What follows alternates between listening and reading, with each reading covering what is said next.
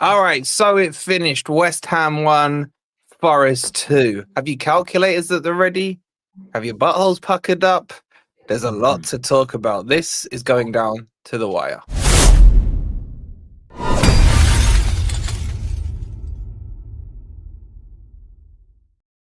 Good morning, good evening, or good night. Hope you guys are doing well, and welcome to Grumpy Old Reds. I think it's more nervous Old Reds right now, because that's how I'm feeling right now, man. Guys in the chat, you know the drill. Hit that like button. Make sure you subscribe to all the usual good stuff. We got a lot to talk about. So Forest, let's just start, just for those who haven't caught up, because Newcastle lost to Arsenal. Yeah. So that's changed it. I told Pete, like, careful, because he's saying, like, it's so tight. It's so tight, guys. From 3rd to 7th, 1 point. 1 point in it. Now, obviously, Man City have a game in hand. Bournemouth have to do us a favour, but we have to do them a favour as well. I'll explain in a little bit what that means. But I don't think I can't call this, guys. I can't call this right now. It's like, who's missing out? Who's getting in? I don't know. But we'll kick it off with the game first. Oh, Crypto's dog. It's going to be an amazing final day of the season. That's all I can say. I was going to say, it's all we can hope for is that it's an amazing final day of the season, and the atmosphere is going to be unbelievable at City Ground. We're still in it, guys, and to say that we're going to still be in it after the last few weeks that we've had, where hopium was drained, you know, it was all over. But I actually got some. I'll try and coin a new term, but it's actually the hopamine. Because the feeling of euphoria at that final whistle, God, did they make us wait for it? Bloody hell! What was going on with that injury time, and what was going on with that referee? We'll get into it throughout the show today, but it was as nerve-wracking as it could be. Forest never make it easy for us, but to get that 3 points and be in with a real chance on that final day of the season is more than we could have hoped for after the few weeks that we've had. Yeah, I mean, we were talking off stage about the whole Carlisle Doncaster season, man, and like this promotion. Yeah. I mean, we were in better form back then. I think we went on like 5 or 6 wins out of 6 or 7 or whatever it was. But like, I don't know why. And the teams around us then weren't as good as the teams around us now. But let's kick it off with the game. Let's cover off the game, and then we got to start getting the calculators up. First up, big up to Alex. Happy 12th-month anniversary. Hopefully it's a good sign for next week. Big up to you, Alex. Who wants to kick off about today's game? I was quite pleased in general, boys. I think the substitutions, again, I question very heavily. But Rob, kick us off, Rob, on your thoughts on the game. As I was just saying beforehand, our away form has held up reasonably well. It's just our home form that seems to have gone away. If you say that you would get 7 points from those 3 trips to London, you would take that normally. And, you know, the draw against Palace is actually not a bad result when you see how well they played or how well they dealt with Man City yesterday. Yeah, well done to Palace. Yeah. You know, it's nice to get the first win at that London stadium because, in fact, you can really see our progression as a team in those results. Because the first year, I don't know if anyone's not erased it from their minds, but we got battered there. 4-0. Yeah, we got battered there under Cooper. Then the second time we went there, we were actually 2-1 up, weren't we? But then we faced those 15 corners, and they got like 2 goals from the bloody corners. And today, we've done it fairly ugly and with a bit of a slice of luck, but we've found a way to win there, and I hope we don't ever lose there again. You know, there's a few complaints. Like, we didn't really score from open play. Our goals have come from a stupid goalkeeper error and a set piece. Interesting thing they said about Elanga before the game. I didn't realize that he was number 1 in the Premier League for assists from crosses. And before the game, he was number 3 in the Premier League for assists from set pieces. He may well be 1-1 now. And I think we possibly haven't given him enough credit for how much his set pieces have started to improve.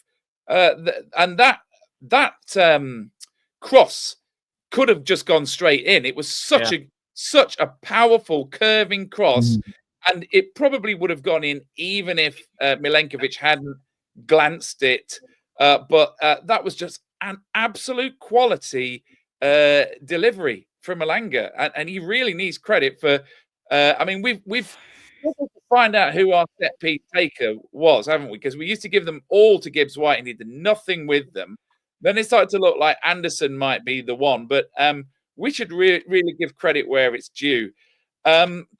Defensively, I thought we were quite solid, apart from that one where unfortunately Morato's headed it up in the air.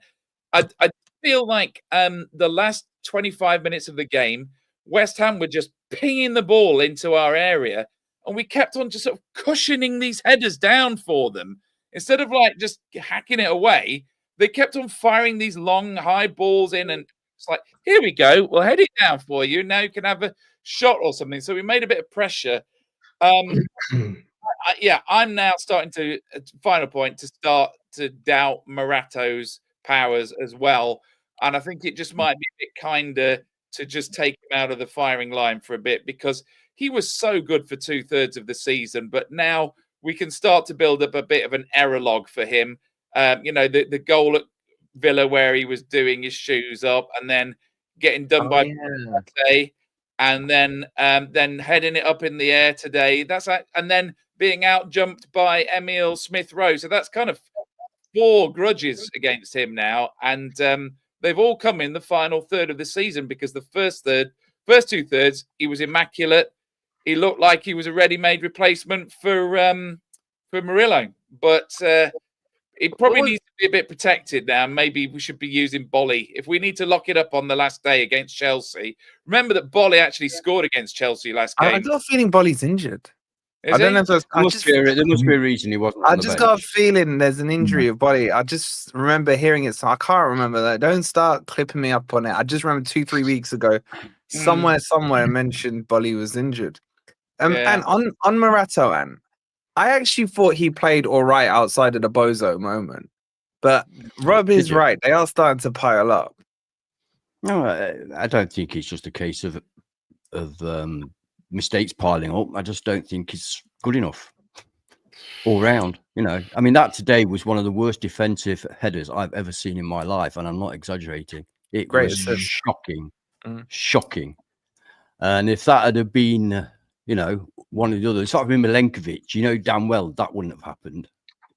So we can't afford to take risks with him. I would much rather. I mean, Bolly would not have done that. Bolly would have got up and he'd have headed the ball away. You know what I mean? He's just a Felipe as well, man. Felipe as well. Yeah, Felipe as well.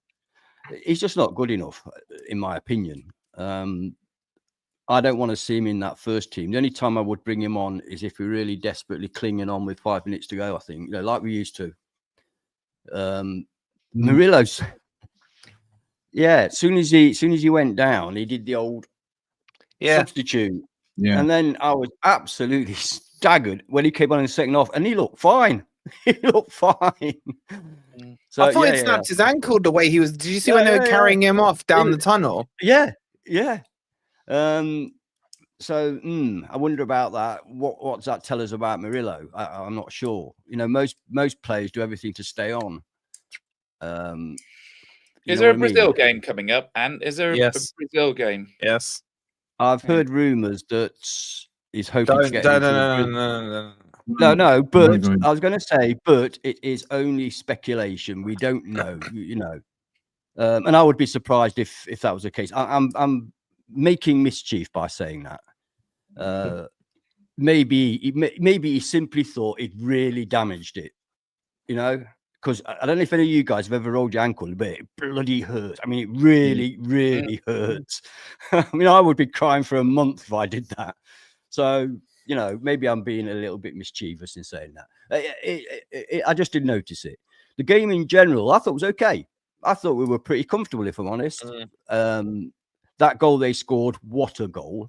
Okay, it was from a mistake, but what a goal it was. You can't really legislate. Exquisite. Yeah, perfect. You can't really legislate for that, can you? I mean, it's just one of them things. I felt so. In fact, the person I felt most sorry for was Sells, because that guy deserved again proved what an asset he is to us, and he deserved a clean sheet today. You know, I thought he had a great and the Golden Glove. I think he would have won the Golden Glove. He's missed out now because Raya kept clean sheet. Oh no. Raya's now level. Yeah, it's another game. Oh, is he level? Level. Yeah. So then you got so much. If he keeps a clean sheet in our next game, then he's guaranteed at least a share of Golden Glove, which I think will be fantastic for him. Wow, we never saw that coming, did we? It'll be the first time a keeper outside the Cartel Sixes, won't it? No, didn't Raya win it with Brentford, or did he win it with Arsenal? He won it with Arsenal last year, didn't he? Arsenal, yeah. I thought Sangaria again. I thought we could really have done with this guy earlier. I thought again he lost the ball a couple of times. Let's get it out of the way. He lost the ball a couple of times, but that does happen to midfielders that like to actually control the ball and pass it. Occasionally, they're going to get caught on it. It happens, but generally speaking, I thought, and some of he was finding players between the lines, and when he passes, it's beautiful. Like direct. Yes, it's firm. It's there. And I know the one you're talking about because me and you love that pass. It was that straight pass about 7 yards through the lines. Yeah, that I haven't seen all season from any of the other players. Just nice, simple, firm forward pass into the feet. Then Gibbs took it on, and it creates things. It creates things, man.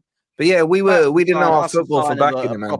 A proper good midfield player that could do that, I think. So I was very pleased with his performance. Hopefully we do keep him, because obviously there was speculation that we were going to let him go because he's not played all season. But hopefully it's last few games. I mean, Nuno obviously trusts him now because he's playing him. Finally. Should have played him. Obviously he trusts him now. So, you know, the only downside for me with I'm sorry, but the appalling substitutions, they were shocking. They were shocking. Why do we do this? Why we're in control of a game, and we've done it last few occasions at home, particularly. We're in control of a game, and then we decide to go defensive. Why do we do that? Why? I don't get it. It never works. I wouldn't mind if it worked all the time. It works when there's 10 or 15 minutes to go, but not when there's half an hour to go. But yeah, all in all, look, the 3 points is what matters, isn't it? Really. And next week against Chelsea, we can beat Chelsea. We can. We just need to be able to, we need to play to our best. Don't forget, they're without Nicholas Jackson, which I think is a huge mistake. They don't score a lot of goals, you know. I mean, against Man U, they create, but they don't have a lot of shots on target. And Newcastle are without Isaac as well. What happened to him today, Ben? Why was he out? Is he injured? They said he did something to his.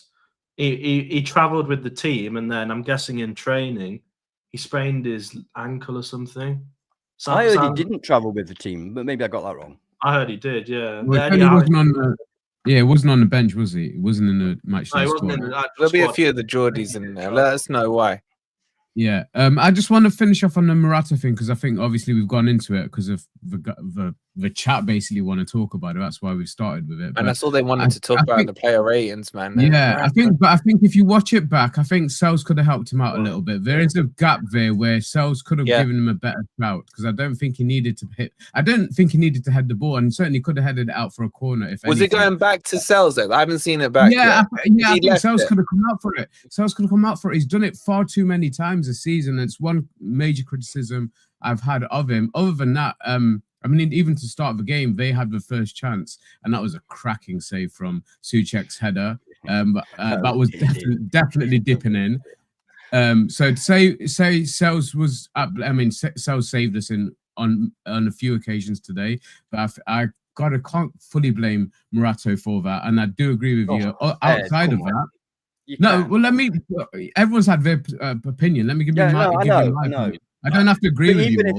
Even if you agree that Sels should have come out, Morata still shouldn't have been such a shit header of the ball.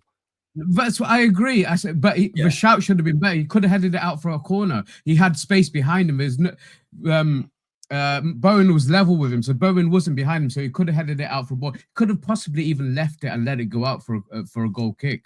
From the angle that I've seen. Anyway, regardless of that.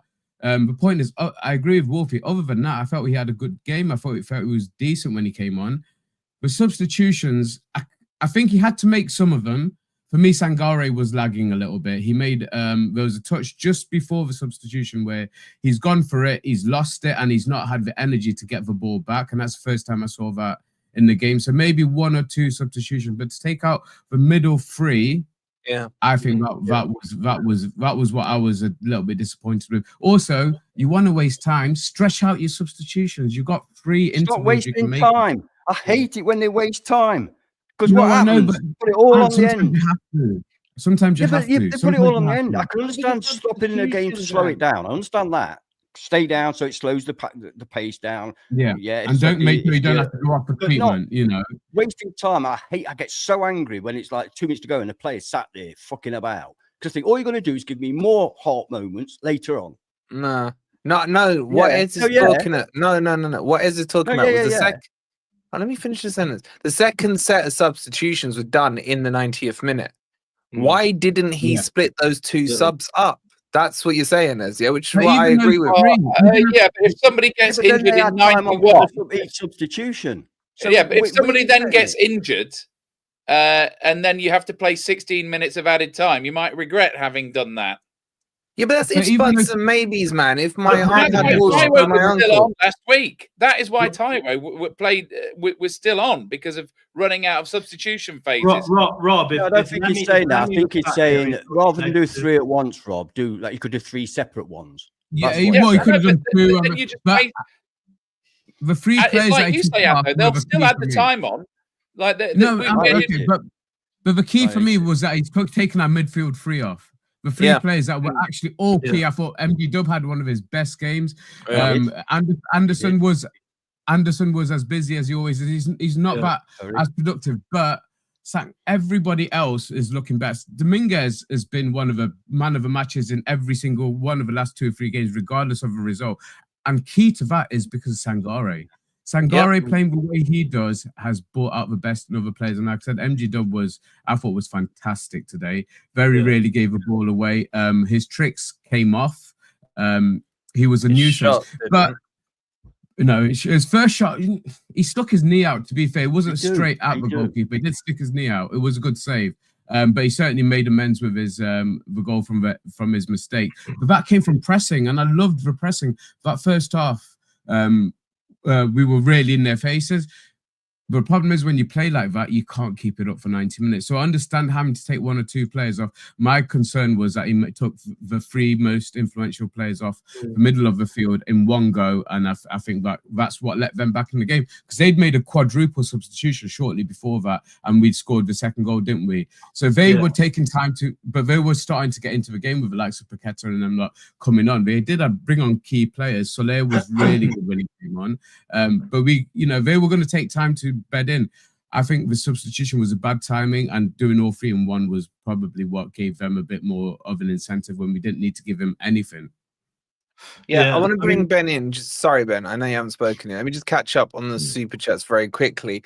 We're at 108 likes, guys. There's 500 of you in here. Please take a second. Get us to 150. Come on, man. I don't need to keep asking. It's free to do. Hit that like button. Chris with the £2 says it's not like it dropped down for a tap in.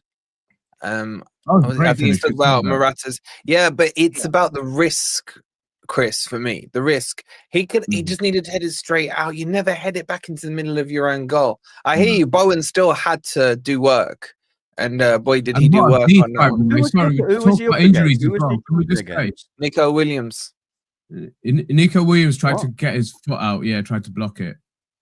But no, can I just say about Bowen? The header? No one. God, it's even worse than I remember. I've only seen it once. As far as I remember, he kind of got under the ball.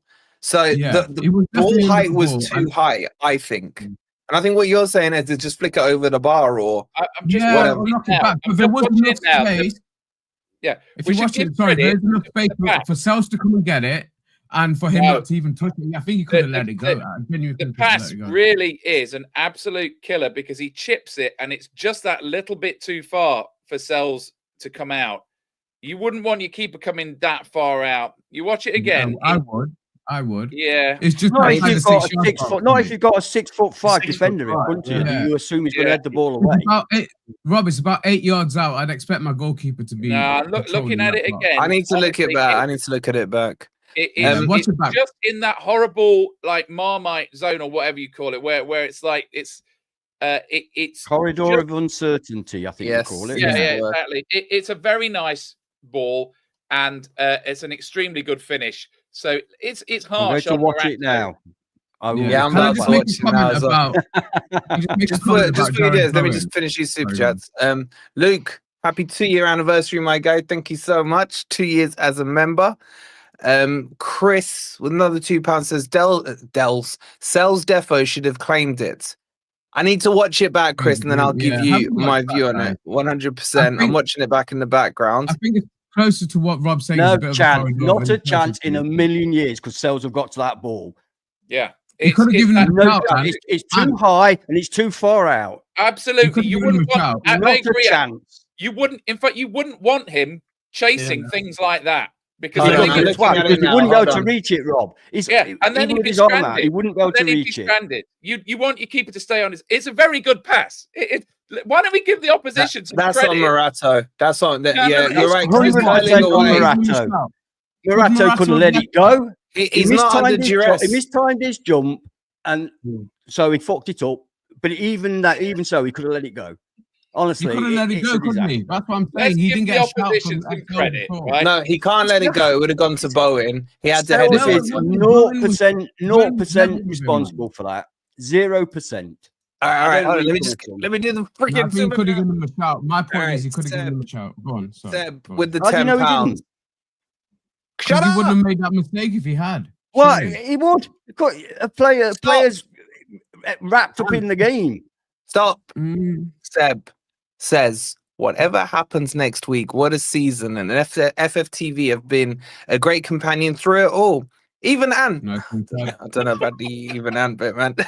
Cannot wait for the first European away day, wherever it is. Big up to you, Seb, and thank you for putting up with Rob for all these years. Like, someone's had to. So shout out to you, Seb. Thank you for the £10, bro. And this Scottish Forest guy from the best country in the world. Big up to you becoming a new member as well. All right, listen, right? It's Crypto's turn. He's been sitting there patiently, quietly. Quick comment. It's up to Ben. It's up to Ben if he wants to let you or not. He can, but don't steal my thunder.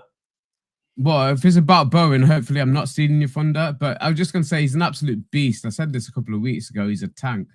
That guy smashed his head into the post. I heard it on the TV.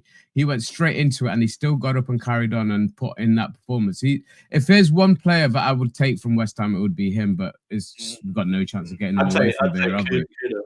Either of them. I think from my point of view, I mean, obviously, I agree with some of the points that have been made.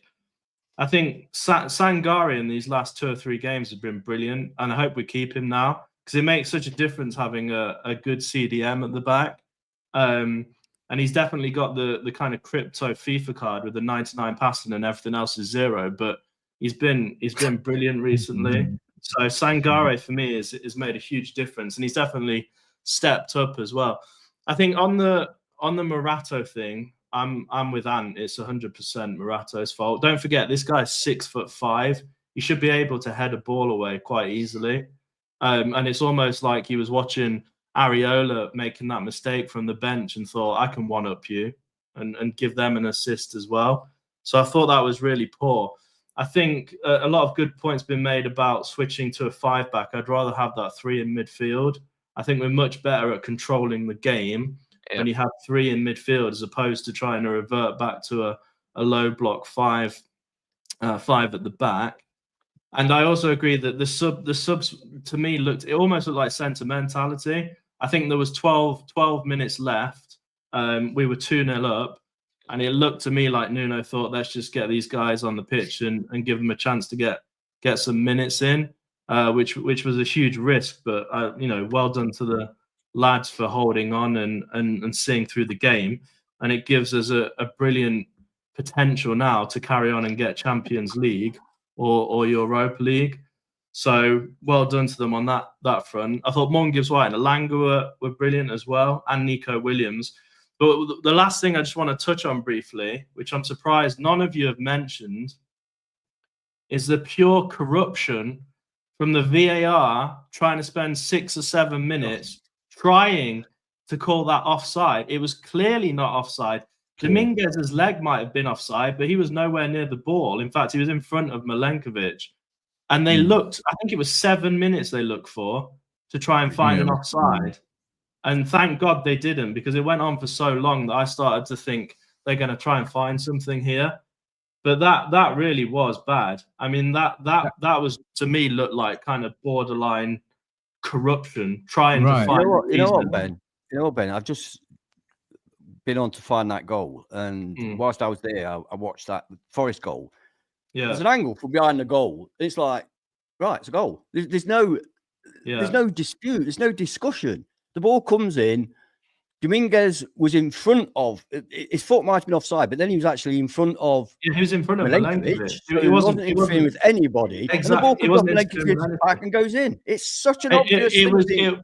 It was genuinely. I thought it was disgusting how long it took, and it did make me think it was almost like they were trying not to give us the goal. And then don't forget to mention, for some reason, the referee at the end of the game blows his whistle because there's a fracas going off. He spends 4 minutes sorting a fracas out, books 4 players. Yeah. We kick off and he blows his whistle. Why didn't he just blow his whistle when he saw the fracas? It's over. Because there wasn't time for any more progressive play. Yeah, but the ball has to be in play to blow the whistle. He totally lost control of that game, that referee did. But on that VAR decision, okay, so apparently what happened was that it wasn't a committee. We've got a super chat regarding it, but I don't think that's correct. So from what the commentary that I was listening to, apparently it wasn't the VAR, that it was the automated system that went down. So then they were going to start to draw lines, and then after another 5 minutes, they've realised actually it was he's not interfered with play. Listen, let me just finish. They decided they were going to draw lines the old-fashioned way. And then after another 5 minutes, they decided that actually Dominguez didn't interfere with play, so we don't need to draw lines, and then they gave the goal. So that was a series of events from what I heard. Yeah, but the time they took it, it's like they were showing it on Sky. It's meant to be there for clear and obvious. With automated offside, people need to understand this. With automated offside, what they can't do with that is make the human decision of whether they were interfering with play. So that's why they say that. That's why they said on this occasion, the automated offside wasn't any use, because it will tell you that Dominguez is offside, but then you still got clear and obvious errors, right? So anybody that watched forget that, Rob. That's bullshit. No, Rob, not for offsides. Offside's binary. They played the thing. You know where they go back and forth. They played Dominguez walking in front of Milenkovic, coming back about 5 times. Then they played it bouncing off his shoulder about 5 or 6 times. And it's like, what are you looking for? You could see clear as day from the first time, there is no way it's offside. There is no way Dominguez is interfering. And there's no way it came off his arm or anything. And I think it took them 6.5 minutes, 7 minutes. It's something like that, It's unacceptable. Just to wrap up on the Morato Sells thing, here you go. Right, that's where Sells was. That's where Morato was. Sells can't come from now. Sells was on his line. If you watch the footage, and then he runs out and then puts the handbrake on when he realizes it's too far out. That ball's not going through to Sells. It's curling left to right. He has to head it away. He's under the ball. He's too under the ball for me. He's misjudged the flight. But still, head it back where it came from. The easiest header. I think what he's trying to do is flick it to Nico Williams, which is still a dangerous header to do. Yeah, but it's too dangerous. If he lets it go, Bowen isn't getting it. No, if he lets it go, it goes to Bowen, man. No, it's not. How's it going to Bowen if he lets it go from there? The thing is, he doesn't have to let it go. He can just back head it out for a corner, can't he? Yeah. If he's under stress. If he's not making it with his forehead, he can use the top of his head to put it back. Yeah. Yeah. Other options he had, he's made the worst decision. option. Well, right. Whatever you think he should have done, can we all agree he shouldn't have done what he did? Whatever the other thing he should have done, that's the one thing he shouldn't have done, I guess is the easiest way to say it. Chris says comms with Stockley Park went down, apparently. I think that's what Ez is just saying there. I mean, there's too many mess ups of VAR. Yeah, you could see him talking to Stockley Park. What's he on about? I know. I'm not disagreeing with you, Ez. I'm saying that's not right. Yeah, and then Chris said as well, Auto can't handle a crowded, so lines needed. No, I've told you, it's because they can decide it's offside, but he can't decide whether that play was interfering with play or not. That makes sense, doesn't it? They could, automated offside. Hang on, automated offside would have said Dominguez is offside. Yeah, that's what he would have said because he was in an offside position. Okay, but my understanding is that when it's an indirect offside, if that's the right phrase, then it should always be referred to the referee to decide if there was interference in play. Do you remember with Wolves, and I think it was Wolves West Ham actually last season, when when Wolves scored and it was decided it was offside or whatever have you, the ref had to go to the screen. So I was expecting, big up Crazy Cat Lady, I was expecting the ref to get involved in it. And then they started to look to see if Dominguez had got a touch. And then they started to look again to see if it was offside. Either way, it's just a complete and utter crap show from VAR. But let's move on and move forward from that. So we got 5,500. 5.5? Is that even a thing? 5,500 in here. We've got 5,500. 5,500, yeah. Got 147 likes with 3 off 150. So if you haven't hit that like, quick reminder to do so. These are less. They were less like the Forest game then for a minute. Yeah, and you might as well like that. We won it, mate. Okay, let's start. Should we start doing some maths, boys? Or is there anything else we need to cover about the game? Can I say one thing before we do? Like I have a choice. If we beat Chelsea, we're guaranteed at least Europa. Yeah, that's important. Yeah. Can we just no matter what's happening with Chelsea and in their European game and how that affects us as well? Okay, an official explanation of that. Okay, let me make this as simple as I can. Right, if Chelsea finish in 6th and win the Europa Conference League, they qualify into Europa via their Conference League win. Therefore, the Europa position gets pushed down a place to 7th, which then in turn knocks down conference to 8th. Okay, is that, have I said it simple enough? Does that make sense? Can I just add one more thing? Yeah, it has to be 6. If they finish in a Champions League spot, it doesn't work. Yeah, that's what I said. If they finish 6th, bro. That's what I didn't say. I know, but people will be like, yeah, but what if they finish 5th? Yeah. If they finish 5th, then whatever. Okay, they got Champions League. Then that's the only out. Forget everything else. That's the only go to then. Where does that Europa place go to then? 7th. Right. So that would if they're in the Champions League. Yeah, it doesn't. No, exist. It doesn't. Let me explain. Hang on, wait. No, sorry, Rob. I need to clarify this. It disappears. Yeah. Only if they're 6. No, you can't have one less team in the Europa League. Yes, you can. No, you can't. You can't. It doesn't work, does it? With 23 teams, it doesn't work. Just don't worry about that. In one outcome only, which is if we were to draw with Chelsea, right? If we were to draw with Chelsea.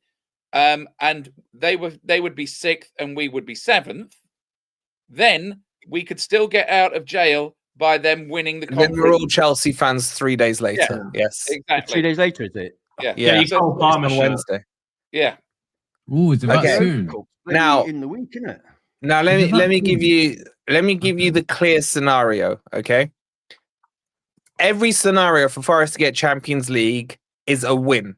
There's no draw scenario that gets Forest into the Champions League. That there is one. There is one. What? Man City don't win. We have goal difference. Yeah. Man City and Villa lose. Yeah. Yes, we have goal difference. So we need to see what happens with Man City and Bournemouth. Bearing in mind that Man City have now not scored in their last 2 games. Yeah. If Man City were to lose against Bournemouth, They would have to lose both. Yeah, exactly. But we could beat Villa on goal difference by drawing against Chelsea if Villa was also to lose. But let's put it this way: they got Man U. A draw for us against Chelsea is only going to be useful if Man City lose against Bournemouth, or if Chelsea were to win the conference. I don't think a draw helps us at any stage. No, exactly. It's very low probability. It does help us if Chelsea win the conference. I mean, it does help us. Yeah, when are they playing? But that would be the same as the loss. But a loss would be the same. That would be the same as the loss. Yeah. Okay. Let's not add little ones that probably won't happen. So the main this will probably happen. Probably lose Chelsea. That's what'll probably happen. Okay. All right. Have your pen and papers out, chat. The cleanest, easiest scenario is this. Okay. Forest beat Chelsea, and Manchester United don't lose to Villa. Guarantees us Champions League football. Okay, that's the cleanest scenario. Like, full stop. The other scenarios, this is where it gets complicated. Man City have to draw 2 or lose and draw. And Chelsea and Forest beat Chelsea. If everyone else wins, Chelsea and Man City miss out on Champions League. That's my number one please happen scenario. Yeah. I'm not bothered about any of the clubs. I'm only bothered about ours. Yeah, that puts us in. I'm just saying. So if we beat Chelsea and Man City only pick up 1 point, assuming Villa can get a point at United, Chelsea and Man City miss out on Champions League football. Okay? If Newcastle draw with Man City and we win, Newcastle win. Man City. Sorry, Everton. Sorry, yeah. If Newcastle draw with Everton, we beat Chelsea, Villa and Man City win, then Newcastle and Chelsea miss out. Yeah. Okay. Or another way you could put it, it makes it dead easy. Say if we win, we get 68 points. You can see the teams below us. You know what they need to do. Yeah. Well, I can explain it. We could go third. We could go third. We could finish third. Can I try and explain it? This is a ready reckoner. Okay. Oh, right. You don't get much simpler than what I've just said, Rob. Come on. If we win, the teams below, you can see what they need to win. If Man City don't beat Bournemouth, right, then us beating Chelsea will only not get us Champions League if all 3 other teams win. Right? You're speaking double Dutch. Yeah. I know. You make it complicated when it doesn't need to be. Right. Okay. If we beat Chelsea, it would take all other 3 teams winning to stop us. And even though, does that make sense? Yeah, no, right. So let me say what Rob said in plain English, right? If Forest just said it in plain English. No, you didn't. Let me say it in plain English, right? In Ant's English. If Forest beat Chelsea, you need one team to fuck up. How's that? Yeah, one team to not win. Correct. Just one team to not win. That's it. Yes. Correct. That's as simple as I can make it. If Forest beat Chelsea, one other team needs to fuck up. That's it. Not win. Not win. That's it. That's what fuck up means. Yeah. Okay. Is that it? All right. So we got there in the end. Is that simple enough? I wanted to ask a question. Well, I don't know, because you're saying not. Oh yeah, no, because if they draw, then they also don't catch us. No. What are you talking about? What I said there is completely 100% correct. Yeah. No, you said not win. It would take all 3 teams winning. No, they can draw and still catch us. Sorry. No, what are you talking about? No, you're right. Sorry, I retract what I said. You're right. Can I ask you guys? I want to ask you guys a question. Makes it sound not too bad, doesn't it? Do you think? You know, the problem in this whole equation is we have to win, and and City have got 2 games to go, not 1. If they lose against Bournemouth, then it gets interesting. Do you guys think that there's more pressure? I'm saying this in a beneficial way to Forest. Do you think that there's more pressure on the likes of Newcastle, Chelsea, Man City, etc., going into the final day than on Forest? And can that benefit us? No. Yes, absolutely. Absolutely. I agree with Crypto. Because the thing is, we had it and then we threw it away, and now we might just snatch it at the last second. Whereas they're now in pole position. They have to it's in their hands, and there's way more pressure. The thing on is, for the so-called being, half of them the Cartel Six, there's a lot more pressure on them to get Champions League than there is us. I honestly believe that when football players cross that white line, they're not necessarily thinking, shit, we're a big club, we're in fourth, we've got to win this. I think they go out thinking, I want to be in the Champions League next year. That's what I think football is. Yeah, but they must feel the pressure. Like Man City. Yeah, I agree they feel pressure, but I think it's very difficult to say that a Forest player is going to feel less pressure than a Newcastle player. It's down to the individual, isn't it? Surely. Some individuals feel pressure and react to pressure more than others. Some thrive on it. And it's been clear to see our team feels pressure in the last 5 weeks. I agree with that, but it's also been due to injuries and bad management. All I know is this is going to be the longest week of my life. Ever. No, I'm looking forward to it, bro. No, it's going to be good. Not. I am not looking forward to it. How can you? Are you sitting next to me at the Chelsea game? I hope so. I haven't had confirmation yet, but I hope so. Yeah. Oh God. So it should be. If you're chirpy and upbeat when we're there and we're losing 1-0, you're for it. Hold on. Dr. Fug says I'll have my radio with me. I'll have my radio with me. I want to kind of relive that that promotion day from League One, because I had the radio one and everything, and there were so many different results. Yeovil settings. Forest haven't thrown away anything. They've been punching above their weight all season, but some people forget that. And hold on, by that I could say to you, Forest were 10 points clear of 6th place 5 games ago. But some people are trying to forget that. All I say is very simple. And not playing a Big 6 team. Let me tell Dr. Let me just finish this sentence. All I'll say is, if you want to believe that, you can believe it. But why are you trying to tell other people how they shouldn't feel about the season? If we don't get top 5, I think we've bottled it. If you want to think it's been a fabulous season off the back of that, I will agree with you, because both can be true at the same time. Absolutely. That's the bottom line on it. But you are entitled to your opinion. On that, though. It's true on that. Yeah. People keep saying Arsenal bottled it. They've been second 3 years running. I'll tell you what. There's 90 other clubs that would like to be second every fucking year, rather than struggling and doing what they're doing. You have to put things into perspective. I want to read out the stat that I sent in the chat earlier. So they flashed up a stat on screen earlier, and I know Ant loves stats. It's a bit of a stupid stat, but if you take the last 6 games, right, the last 6 games of points, Forest would finish 20th in the Premier League. Bottle.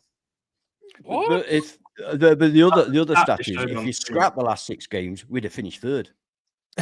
I like that one. And if Liverpool and Arsenal didn't exist, we would have finished 1st. Maybe. This is true. Maybe. Yeah. So those are the permutations, right? The simple bottom line is, if we win, one person needs to fuck up, right?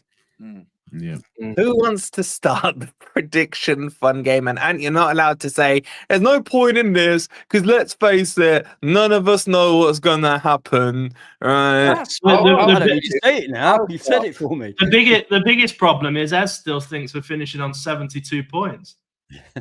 Well, I know that's out of the picture, but at least we're finishing strong, bro, and we're in it on another day. Well, let's just remind, how many points are we on now? 65. It's on the right-hand side of the screen. Yeah, well, the worrying thing is, I'm usually not wrong, and I've predicted 66. Oh, he's bringing that up, man. Like he's got... Bro, right. Do you want the bold prediction? We're going to get 66 points, and I was right. 66 points is no good to us, man. So take that down. I know. So I need to be wrong, and I'm never wrong. Okay, my prediction's particularly risky because it might come wrong earlier than anybody else's. I have a feeling that Man City are going to miss out.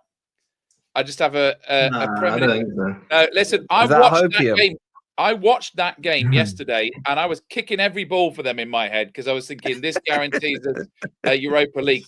They were rubbish. They were rubbish. Yeah, and Haaland is not fit, but Pep is forced to pick him. Right, Haaland was too scared to take the penalty. He handed it to Marmoush, who bottled it. Right, now they could not score away at Southampton, right? Now, I'm telling you, if they lose 1-0 at home to Bournemouth, right, they have the hardest game of anybody.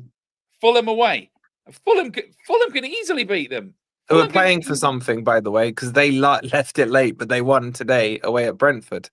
Well, yes, Fulham could still get that bonus spot, right? 8th, I mean, yeah. So that there's like a mini league within the league of the mini league of the second mini league, right?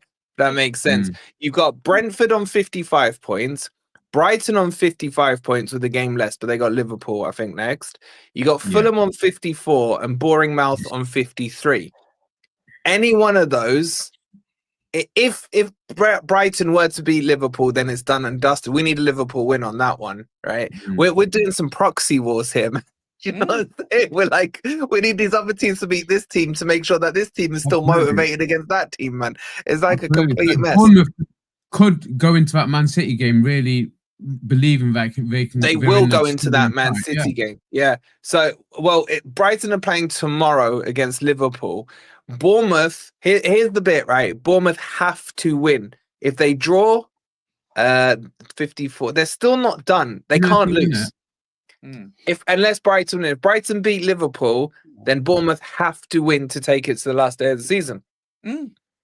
So the perfect scenario, lads, is this, right? All these proxy teams do what we need them to do. Bournemouth finish 8th, and then Chelsea lose to Betis and the position doesn't go to them, and we finish in the Champions League and Bournemouth tears flow. That would be perfect. And Chelsea and Man City if Bournemouth beat Man City, then I'm perfectly happy for Bournemouth to get into Europe because they've done us a massive favour, right? No, they haven't. No, they haven't. No, they haven't. How have they not done us a favour? Because they needed to draw with Villa. That was more important last week, and they didn't. Yeah. They should have beat us all those times. Would you like us to beat Chelsea?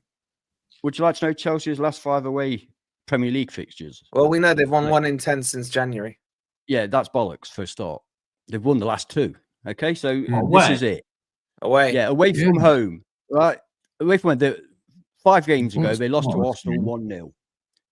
The next one, they drew with Brentford 0-0. The next one, they drew with... the next one, they beat Fulham 2-1. And the next one, they... lost to Newcastle. Yeah, they've just lost to Newcastle. Yeah. That's only that's one. And where's the second one? So that's the stat. 1 in 9 they've won. 1 in 9 away from home. Away from home. Hang on. Well, they beat Fulham and they beat Arsenal. No, you're right. Oh God, I tell you what, I've had a hard day today. Even it came out on confidence. I'm having a shocker. I'm having a shocker. You're having a morasso, man. And now it's because I'm trying to read this without my glasses on, so that's part of the problem. I'll tell you who else is having a shocker is this chat, right? We're on 182 likes. We've got 650 in the house. Big up to you guys. Thanks for chilling with us. Make sure you hit that like button. At least 350 the ratio should be at least half. And minimum. Win it. That made me laugh. That did. And Nketiah has just won more trophies than Arteta in his last 6 Matt Turner won the FA Cup. Yeah, Matt Turner won the FA Cup. Yeah, we have an FA Cup winner amongst our ranks. And it's like, what the hell? But it's so wrong. He'll be demanding a pay rise when he comes back. I just want to come back to that point you made, Rob, about Man City and Haaland not being fit. I want to take it a step further. I think since Haaland's come back in, they've struggled with the shape of their team because of Haaland. Now, I'm not saying Haaland's crap. I think Haaland is the next level finisher. But I just think he's actually made them almost play in a way they weren't playing because they were on this W run until he came revival. Back. He's actually reversed their revival. But the thing is that whoever is in charge, whoever is Pep's boss, is going to be super pissed with him if he doesn't pick Haaland for these crucial contracts. Yeah. I think it's slightly the way around. They make Champions League. I don't necessarily think that Man City have gone worse since Haaland's got back in.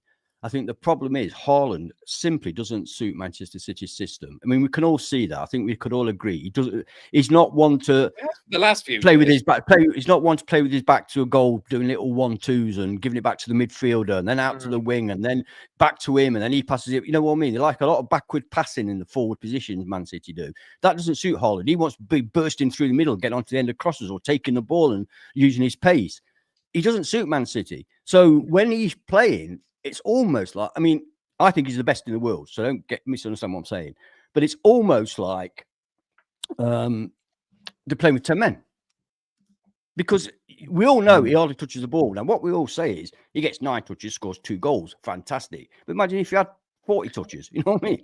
Yeah, and this is another. Kovacic has been sensational for Man City in the last few weeks. And you could see he was a miss yesterday because, Bernardo Silva's been... Their midfield is just way too slow, slow.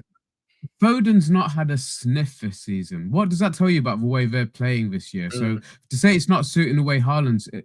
Pep's actually changed the ways he's set up this year and it's not suited him. The players haven't really bedded in. I think Marmoush started off really brightly, you know, he showed a lot of promise, but I think Haaland coming back in has taken away some of what he offers as well. Really strange decision for Haaland to give him the penalty yesterday, but it smacks of, you know, lack of certainly a lack of confidence from He's missed Haaland. 4 of his last 7, Eds, by the way. He's missed 4 of his last 7 penalties. That's perhaps why he gave it away. I understand that, but you know what? If you're a confident striker, you don't give him.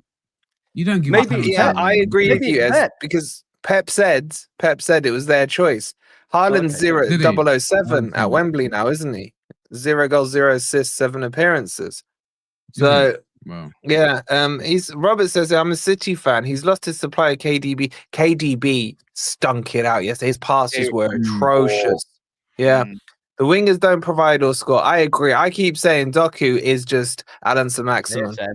If the team functions as it should, Haaland will score. I'm just saying in the system you're currently playing, it's not suiting him at all. At all. I mean, there's players that have been watching get a hat-trick on Tuesday now. Watching get a hat-trick on Tuesday. Grealish seems to have been frozen out as well. He didn't get. He couldn't get a hat trick. All right, let's bring it back to Forest, boys. Right, we're on 214 likes, well over 600 in here. Shout out to you guys. Like, what do you want to see on Sunday, Ben? I mean, we'll do a whole build up this week. This week's gonna be crazy for build up. But do you want to see, and chat? Let me get your thoughts on it as well. Do you want to see Forest soak up pressure and then play on the counter attack? Because this is the first time we're playing a big 6 team. You can't count Spurs; they're not big 6 anymore. All these last few weeks, we've played teams that are on the beach, teams that are in the bottom half of the table. But now we're coming against the Chelsea team who will like possession, who have some form of width in their attack, not a real striker. Do you want to see Forest go for it at home? Grab the ball by the horns, or do you think go to what served Nuno well this season? I think Evan, you can't just say that. Obviously, Evan, smarty pants, right? Smarty pants. I mean, I agree with that. I agree with Evan, but I think you've got to go out there with 100% confidence. This week, Nuno's got to build 110% confidence in those players. They can't have an ounce of lack of confidence. You've got to go out there and make sure you're trying to win the game. And also, like, not just winning it, but let's say you go 1-0 up. You've got to try and get another goal because it's so risky to concede a goal after that. I want to see them go out there and try and win the game by a couple of goals. What I don't want to see is, you know, we go a goal up and then we start to sit back and low block because that is just too much risk. You just got to go out there, full confidence. Who cares if they're Chelsea? Chelsea are not the best team in the world. We can beat Chelsea at home. I'm sure the City ground will be absolutely roaring on Sunday. And they need to just get over the line and win the game. There can't be any doubt in their mind. I wouldn't even say to the players, this is Chelsea, they've got a good team. Just go out there, get it done. You just got to get it done. I think Declan Rice said it today in his interview. We just went out there and we got it done. That's what Forest have got to do on Sunday. You got to go out there and win the game. There's no excuses. I don't care if you play counter attack. I don't care if you try and play possession. What you need to do is try and win that game. and win it by a decent margin as well. Slow these down a bit. What are you saying? What? The chat. Sorry, I just said going slow. These comments, they were going like dead rapid. I'm trying to read them and they're dead rapid. All right. Well, can I lead on from what Crypto was saying? Yeah, it's a lot down to obviously what we do. You know, we could get a little bit of a boost by the Man City result in midweek, but primarily we're happy. A few weeks ago, we would not have dreamt of this position going into the last game of the season to still be in with a chance. So that is definitely the hopium that we needed. But it is down to the players and the manager on the day. And I'd be happy for us to set up the way we did today. I thought the pressing game looked really good. I think they tried to play it out from the back. The only thing I'm worried about is Reece James. I think he's finally come back and he seems to be hitting a bit of form as well and consistency. He's probably their key player. But other than that, their defense is very weak. I think it's definitely get at a ball. And I think if they try and play out from the back, the goalkeeper's an absolute liability. You know, I'd like to see a high press like we saw in the first half today. I'd like to see us setting up like that tomorrow. I'd be more than happy with starting lineup all being fit that we saw today. I think Dominguez has made that role his own. I don't think we need both the wingers on. And it looked like a 4-3-3 a lot of times today. So I was really happy with that. That's how I'd be looking set up. Nuno's job is to just get their mindset right throughout this week because there's no excuses not to be fit and ready for this game. We've got a week to prepare. Let's hope we get it right. The fans are going to be 100% behind us, so they can't ask for anything more from us. We just need it from them on the pitch on Sunday, and I'm hopeful. I'm really hopeful, man. What are you saying, Rob?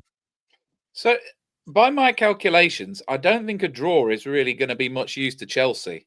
I think they need a win pretty much as much as we do, right? It depends. Well, no. Let's not go through the calculations again. I think that they need to win. And whereas, you know, a lot of these games where we've had more at stake, right? Like, you know, Everton did a job on us because we had something at stake and they didn't. And you know, we lost that one psychologically. But there's just as much room for Chelsea to crack under the pressure here as there is for us. Both teams are under the same pressure with the same goal. And in a way, it is like a sort of FA Cup final because both teams need to win and both teams have got the same amount on the line. The only thing I would say is that with Chelsea, with the amount of money that they've spent and the expectation that they have, and remember they won the thing only 2 or 3 years ago, right? There's a huge expectation on them. So I think that we should not be scared of this, right? We had it in our hands. We threw it away. We're now the outsiders, the underdogs. I think I don't mean to sound like Nuno, but it does come down to we need to compete. We need to compete for every ball. And I don't mind how we do it. I don't mind if we do it 1-0 and we have one shot on target. You know, I mean, we beat Man City 1-0 with one shot on target. We beat Liverpool 1-0 with one shot on target. I don't think any of us bother about how we win it, Rob, if I'm honest. Yeah, I know, but what I'm saying is I don't mind if we go 1-up and we sit back, right? Because that helps us to hit them on the break. So let's not. I wouldn't say, let's go for hell for leather if we go 1-up because you don't want to leave any space. Yeah, they're going to come at us. Rob, my point was obviously if we win by 1 goal, that's fine. We win the match. My point was if you go up by 1 goal, it's such a risk because all it takes is a moment from Chelsea, and you've no longer won the game. I want to be comfortably ahead in the game. Can I just say one thing? I'm not saying this will happen, but we're all going to be sat there shitting ourselves if we're 1-0 up and there's like 40 minutes left, and we're sat back. I'm cutting the watch along. I'm walking away. I can't watch it. I can't watch it. End the stream, Dave. I can't. And just before you jump in, I was just going to say, is there a possibility? I mean, I didn't realize that their cup final is 3 days later. Is there a chance that they could have one eye on that cup final land? No, I don't think so. Not being conference, I don't think. If it was something else, Champions League, then maybe, yeah. No, I disagree with that. If Chelsea was safe or needed a point, they would have rested players, I think.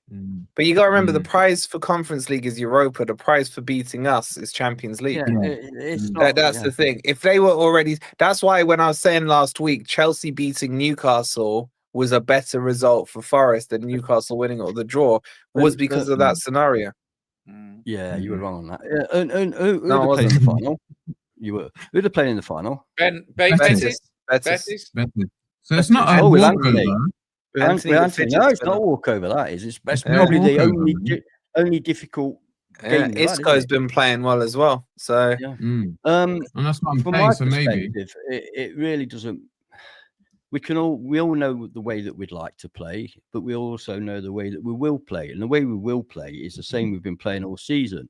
We'll start, hopefully we'll start quite brightly. Yeah. If we do get a goal, then we'll collapse into our own box for the rest of the game.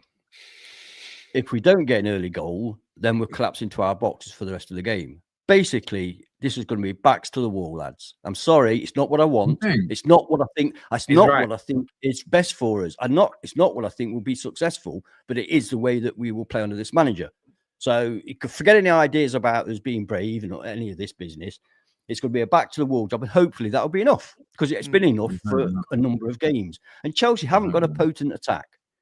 And they are good in defence. Their defenders are nowhere near the quality of our defenders, but they have got a good defensive record. Maybe that's because they have a lot of possession, so they don't get attacked as much. Maybe it's that.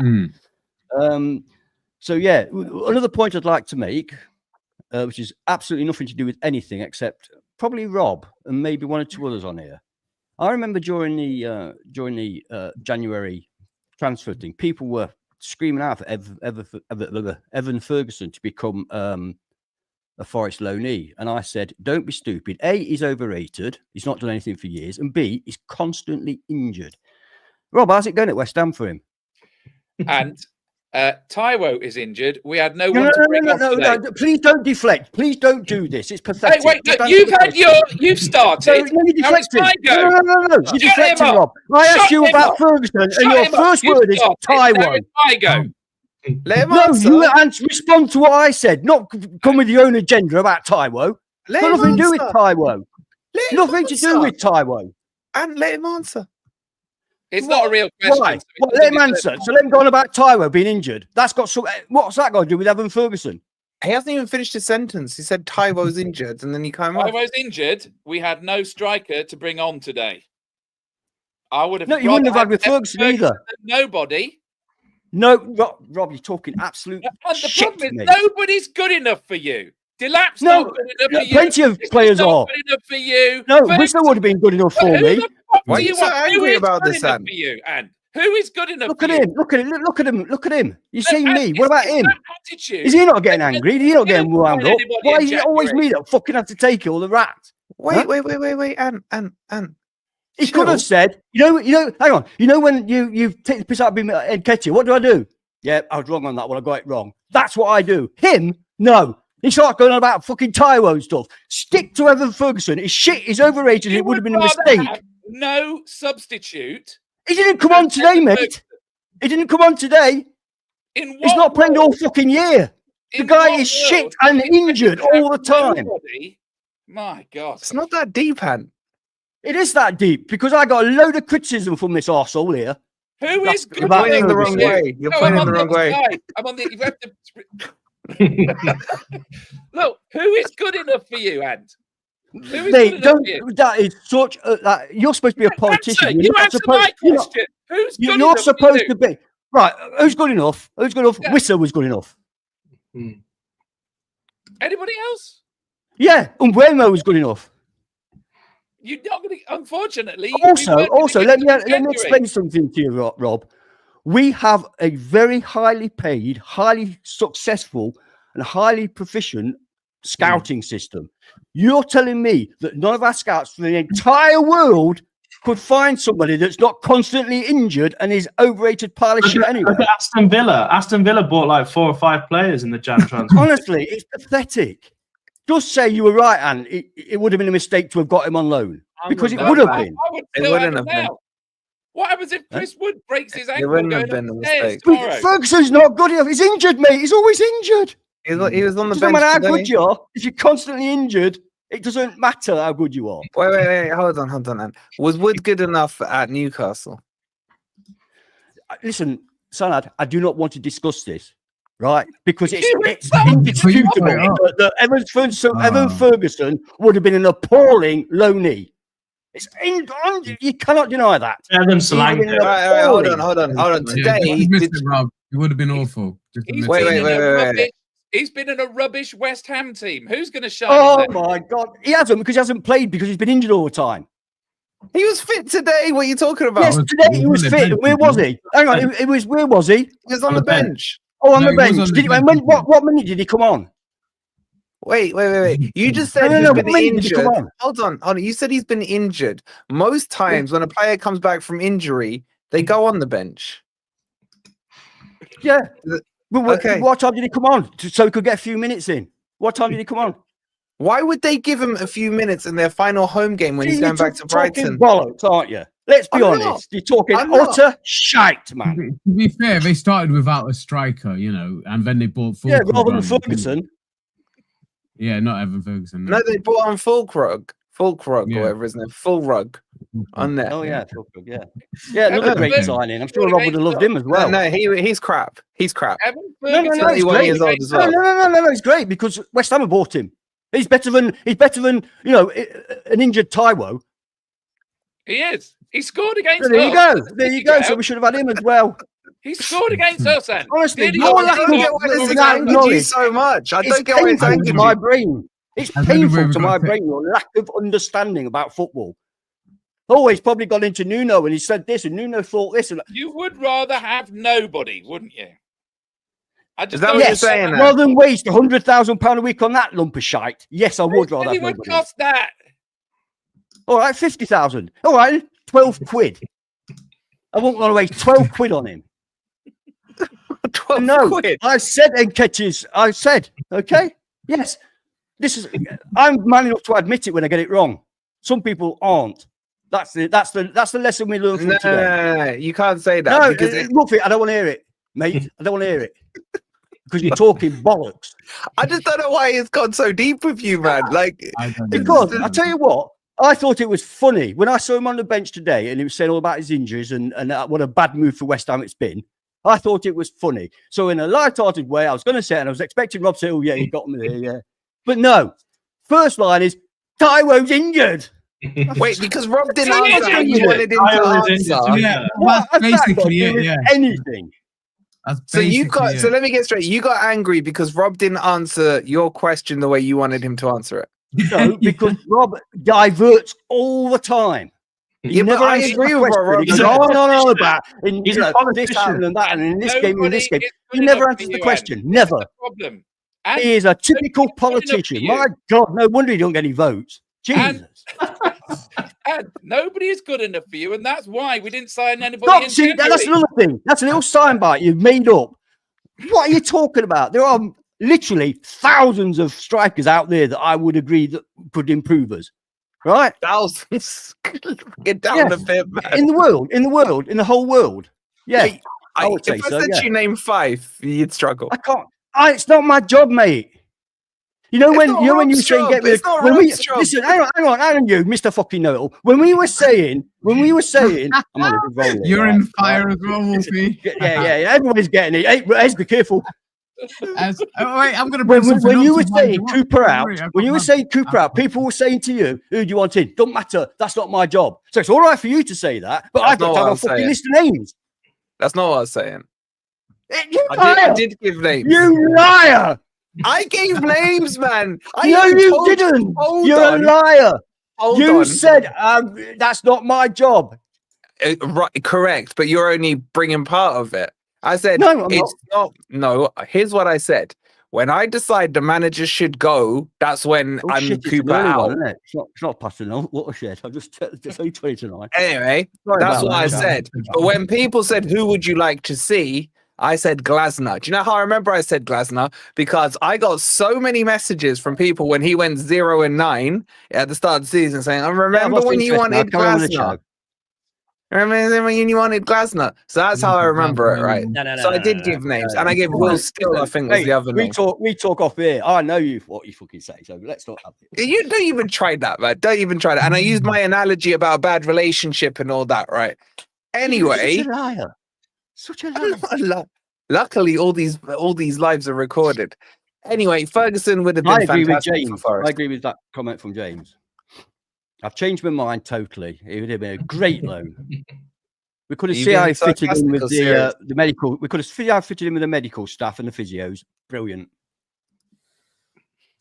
Anyway, I didn't realise it was before the watershed, so I'm now going to back to Mr. Nice Guy. Well, you're going to admit you were wrong. For how long? For how long? See, now that's sensible. Look, we get a sensible comment from time to time. They come up. Look, Cullis, right? Factually, 60% of the time, I'm right every single time, right? So don't come at me with that. He's wrong. Got to give him that. Like, seriously, come on, man. People out there in internet, and I apologise, I got a bit carried away there. Totally unnecessarily over absolute triviality. I might trigger you a bit more, Ant. I might trigger you a bit more because I put something in the chat earlier that you didn't like. But what we've overlooked. I need lager. What we've overlooked. The win today got us 10 away wins in the top flight, which something that Brian Clough and Frank Clark didn't achieve either, and got a bit upset with that. But me saying that, Ant, is no. Wait, what's the stats? Sorry, I haven't caught up on the chat. 10 away wins in the top flight. So have we had 10 away wins this season? Yeah, 10 away wins after today's win. So even we didn't do that in 94, 95, and unfortunately Brian Clough never did that in this time as well. And that wait, saying that Premier League record only though, or does that apply? Does that include the old Division 1? Top flight. No, that's top flight, I think. Wait, how did we win the league? Was less than 10 away wins? How did we go? And there would have been more matches back then. It can't be right. I think they've been. Yeah, they've said it's in. I think it's since Premier League 91. Oh, 2 points. Oh, Ed, you're bending the stats here. My response to Wes giving me those stats. What's the 2 points? My response to Wes giving me those stats on WhatsApp was, Ez, I love you, bro, but please don't use Nuno in the same sentence as the great Brian Clough. What's that? And what is me saying that about Nuno got to be degrading? Because you're comparing him to Frank Clark and Clough, aren't you? Different eras, different times, different, No, but what if Nuno had won the FA Cup? It's a great achievement. No, it's a fantastic achievement. It's an incredible achievement. Yeah, but I wouldn't have made him better than Cloughie is. Come on. No. I never said that. That's what I'm saying. I never said that. So I don't know why I didn't say you did. He's saying it. He's saying it. Who's chatting shit? Gordon, shut up, man. Go and check wait, hold on, the older ones. You know who the older ones are. Yeah. Can I get some of the proper Forest fans? Yeah, the ones like slightly younger than Ant. Because who said it in the chat that they both have won 10. No, they got 9. They got 9 from the stats that I heard. They got 9. Where did you get your stats from? Like Twitter or something? No, I saw it on the telly. The stream that I was watching today, because my streams aren't working. My stream that I was watching today, that's what they said. They said even the great Brian Clough and Frank Clough never managed that. So check. Right. You not check. Why are you saying I'm wrong? I'm not saying you're wrong. To be fair, they say every year if we go a little bit further in the FA Cup, what do they always bring out? Brian Clough didn't win it. So yeah. You have to settle for European. So it doesn't take anything away from Brian Clough. That's not what I was saying. Where's Mark? Where's Mark? He usually knows these like pointless stats. Anyway, regardless of what they achieved, he's managed 10 away wins. Yeah, what trophy is that one in? What trophy is that one in? Excuse me? We'll see. We'll see, bro. What do you mean we'll see? We can't win a trophy. We're in a position we couldn't have dreamt of. So I don't know why we're even bothering talking about the odd mistakes that we made. Because I'm sure, and will tell you, I'm sure in the pub after the games he was scrutinising maybe something that Brian Clough did during the game and stuff like that. But obviously we're analysing the games afterwards. So we're going to pick up on mistakes and we're going to call Nuno out when we think he's got it wrong. And that's how it's going down. But you would have probably done the same thing in a pub after a game watching the Brian Clough match or watching Frank Clark's Forest.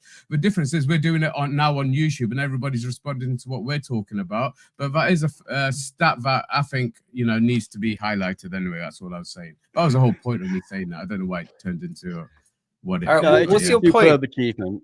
It is. There's no point. I said it's a great stat. I think that's a fantastic stat. Can you remember the first season in the Premier League? One away win. What did we get the second season? Yeah, but that one win felt more special. It felt more special. Southampton, man. The thing is, I would have said, as I have just said now, it's a fantastic achievement. I wouldn't have put it alongside Clough. Why put it alongside Clough and Clark? I didn't. Who did? I just said they did. Sky did. That's why. Well, all right. Let me ask you boys this. Why compare? It's a fantastic achievement as it is. Yeah, it's a standalone achievement. It's fantastic. All right. Well, let me ask you a proper question then. If Nuno gets top 5, has he done a better job than Frank Clark? No. Oh, what are you saying, chat, to that one? Ben, Ben, you're too young for Clarky, aren't you? Frank Clark came third. He came third. I know he came third. Yeah, but that was UEFA, whatever it's called back then. Yeah, I know, but that's because we watered down the competitions, not anything else. You've got a team that's going to finish either 16th or 17th in the Champions League next season, by the way. Exactly. Champions League. A team is going to finish 16th or 17th. Well, remember, Frank Clark admitted himself that he had a better squad than Nuno. Every single player, actually. I think apart from Des Little, which I thought was unfair on Des Little. I agree with that. I'd put Einar in that team.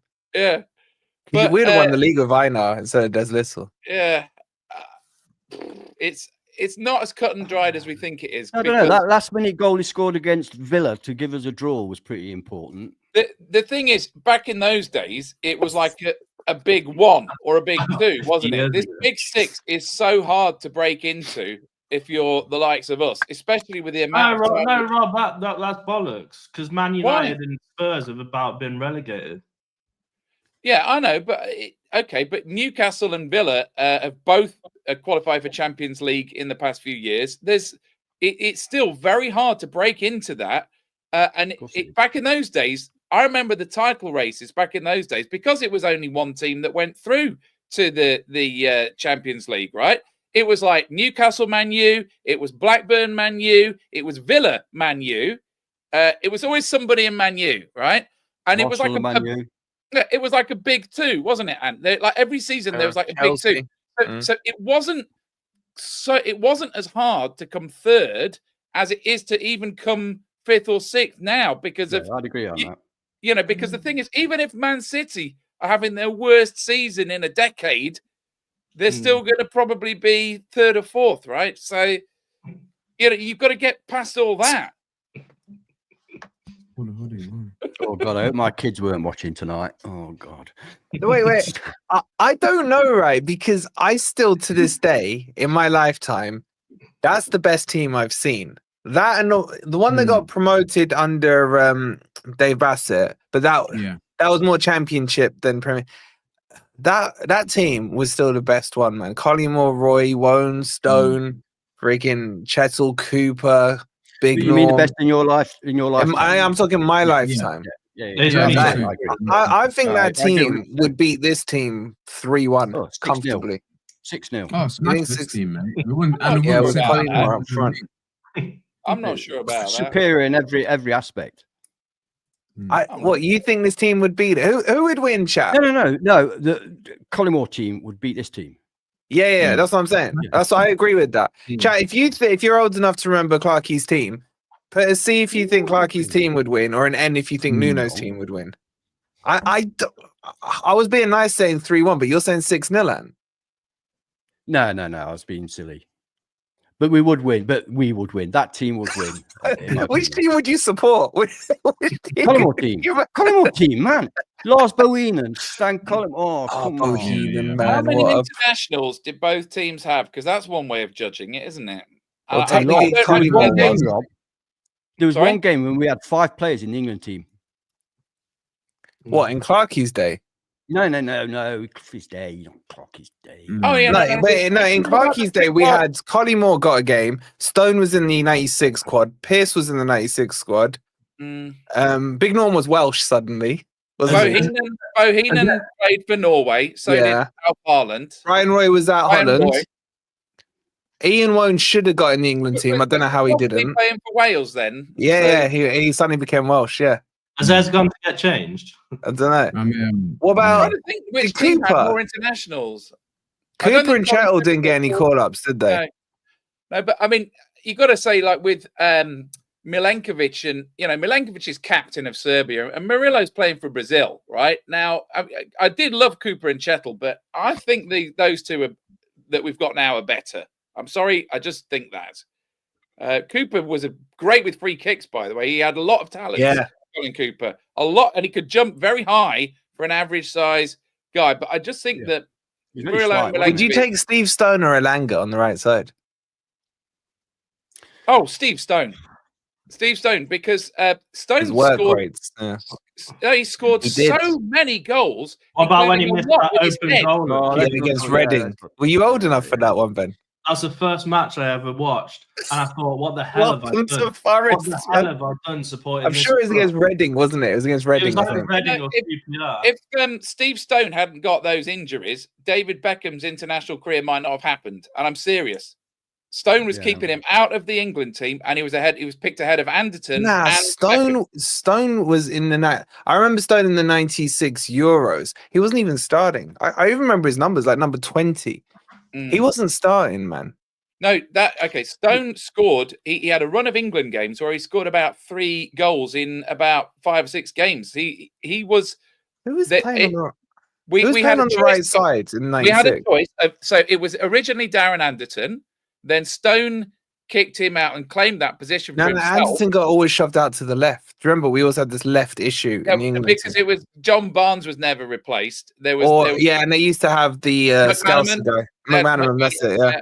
Okay, but for a while, that right wing had extreme competition of those 3 players I've said, and Stone was being picked ahead of the other 2. And it was only when he got like a whole season injury that just ended it, which is a great shame. He had 2 whole seasons. 2 goals in 9 games. 2 goals in 9 games. I think he scored more than 2. You've checked it, have you? I thought he scored more than 2. I think Wikipedia, mate. Wikipedia. That's the last time he checked his stats. He got them completely wrong. Yeah, was it like the Chelsea away stats? No, I didn't get it wrong. I was just I got it wrong. Yeah, you got it wrong. Yeah. I don't know. I got it wrong. Yeah, I can't really think of any other way of putting it. His glasses. He broke his leg 3 times. Yeah, you've really made me think though, Wolfie, about with this, because I automatically think Frank's team. Right, I do as well. I'm so in love with that team. I had so many happy memories given to me by that team. There was never any of this business like it is now. When we did it, we just went. Bro, do you remember when we finished? We just finished undefeated the season. We finished 3rd, man. None of this stress stuff. Yeah. So I automatically go there. But when you talk about Cooper and Chettle, I mean, for me, Cooper is superb. For me, Chettle was average. Okay, sorry guys. I would agree with that. He's average. But when you say Milenkovic and Murillo, I really got to think about it, because they are fantastic. And I always try to bear in mind that the games changed. And but could they defend higher up the pitch? This is what we don't know. This is why I say it's difficult to in different eras and different teammates. It's difficult. But we weren't that aggressive high line back then. So I don't know. I just remember beautiful football. So do I, man. So do I. I never remember. If anybody wants to watch, forget Barcelona, forget Manchester City. If Sheffield Wednesday, watch pure football, Forest 7, Wednesday 1 at Hillsborough. Yeah, it's one of the most beautiful exhibitions of football I've ever seen. It's orgasmic. And compare that to what we do now.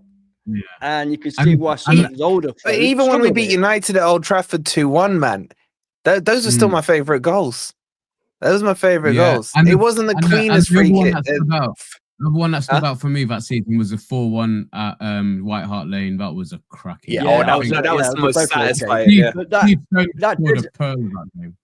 But that one at Old Trafford, Des Little had Ryan Giggs in his pocket to such an extent that Ryan Giggs started getting nasty and pushing him up, trying to push him about. He could not get anywhere with Des Little in that right back. So there you go. You see this? This is interesting because we've had the 7-0 this season. But boys, we were at that match. There's no way you can compare that to the Sheffield Wednesday one. No way. Whatever it was. We had less than 40% possession. How can that be a great game for Forest? Well, no, it was a good result, wasn't it? So it was a great game. Great result. Amazing result. Yeah. But I remember us beating Doncaster 4-0, and I was with my dad, and he says, "We've only had 4 shots, and they've dominated the entire game. How the hell's that happened?" It happens sometimes. Shit happens, yeah. All right, I've got to jump over to Never a Foul in a minute. Huh, they can't cook. Don't let me on there. I'll have them tonight. That was good warm-up, wasn't it? That was good warm-up. Right, let's finish with this chat. Easiest way to answer this question: who are the 2 missing out? There's going to be a lot of content coming this week to sort it all out. But get him in the chat. Who are the 2 missing out on the top 5? Ben, kick us off. I'm going to go Chelsea and Newcastle. Newcastle. Wow. Okay, alliance broken. Interesting. What are you saying, Rob? I don't really want to answer because you might not like it. I will, Rob. I'll love it. Well, I mean, look, I think it might be. I actually think it might be Man City. Like I said before, I think they're going to have a full meltdown, and I think we've still got the most work to do and need the most luck out of anybody. I mean, Really? yeah. Wow. So Man City and us, but that's good. Great, take the pressure off us. It's a free hit. I don't think the pressure off. It just means zero confidence. If you look at the betting odds, I would think that we're the long shot, aren't we? Let's be honest. If you take yourselves out of it, I know we're at home, but not only do we need to win against Chelsea, which is something we didn't do last year, by the way, final game. Not only do we need to win, but we need other results to go in our favour. And I just think, I don't know. I think it's a lot of if. I've got a feeling about City, though. So what's your answer, man? I kind of blanked out. Well, the 2 that are 6th and 7th are going to be the 2 that miss out, us and Man City. Fucking hell, that's a long-winded answer. Even no, I answered it, but then you wanted more, so I've told you. I wanted less. He's only got 2 minutes. Go on, Anne, what you said. My initial thought was Chelsea and Forest, but looking at that table and the millions of permutations, I think somehow it could end up being Villa and Forest. Because if Chelsea beat us, goal difference is not kind for Villa. Actually, this is what I'm saying. This is my exact reason. Because if Chelsea beat us, then there's nothing Villa can do about it. So no, it's a good job you two are manager of Forest going into this final game. No, man, like we've built up the anticipation. Like, you guys forget it. We're not doing any build up this week. It's over because from the position we were in eight games ago, we wouldn't be needing to have this conversation because it wouldn't have happened because we would be clear in 3rd by now. Yeah, but that's hindsight. Yeah, who's answer was longer, Rob's or Ants? No, there's no way if I was the manager that this would have happened. Not a chance. Would have been relegated by now. No. He would have played the correct players in the correct position with the correct formation. And Gibbs would not have played the last 2 games if you were manager. You would have dropped Gibbs. All right. I don't care. I've still got another stream, man. No. What are you quickly, saying? I'd love it to be Man City and Chelsea that miss out. I think it will be Villa and Chelsea that miss out, and we'll be in there. Villa and Chelsea, okay. Yeah. I'm saying about Man City. No, I'm not. I just hate them. Yeah, I want to have a really bad season and not have anything to show other than a Europa League place out of this because. You know, they've dominated everything, and we know why for the last decade or so. So yeah, for them to miss out would be brilliant. What about me? I'm saying if Man City don't beat Bournemouth, it'll be Man City and Chelsea. Alliance strong. I thought the question was, what about you, Wolfie? Where would we finish if you'd have been in charge for the last 8 games? Oh, well, I'd have won the league by like Feb latest. In the last 8 games. There you go. Yeah, exactly. All the content creators would have hated me because they've been boring into the season. You know what I'm saying? No, I'm saying that I want Man City and Chelsea to miss out because then think about it. The Cartel 6 will only have 2 in the Champions League, and the new young pretenders will be 3. Well, outnumbered them. But what? Come on, Villa. Come on, Newcastle. Come on, Forest. The Alliance. What that doesn't take into consideration is very shortly, definitely Newcastle and quite possibly Chelsea will be part of the new Big 8. And we'll be still looking in from the outside. Wait, what are you talking about? Because that would still mean that Spurs are in there. Yeah, Spurs will be in there because it's a financial. It's a financial Big 6, not a footballing Big 6. Financial. That's all it is. Literally, it's financial. I'll tell you what, right? Next season, we'll be recruiting Everton into the Alliance as well. Now that they've got their Will Dick in Sun Stadium, right? I want a name, honestly. Why? Everton, come on. Well, I was having some words with Mike about it. He was like, don't start. I think they won their last game at Goodison. For 10 million a year. Huh? Would you sell City Ground naming rights for 10 million a year? Yes. Not to them. No, not to that name. No. If it's the right name. No. Yes, of course I would. I'll tell you why. The Kleenex tissue stadium. The Kleenex tissue stadium. Call it City Ground. Fine. Because we would still call it exactly as we'd still call it the City Ground. So what if there's some words there? Who cares? Yeah, I don't mind.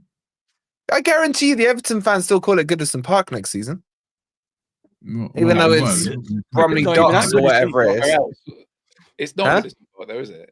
But you still see the Spurs fans calling the Tottenham Stadium White Hart Lane, don't you? That's because it's on the same site. No, I feel it's literally on the same site. It's opposition fans that still call it White Hart Lane. I think we call it 3 Point Lane, mate. We call it 3 Point Lane. Okay, you go.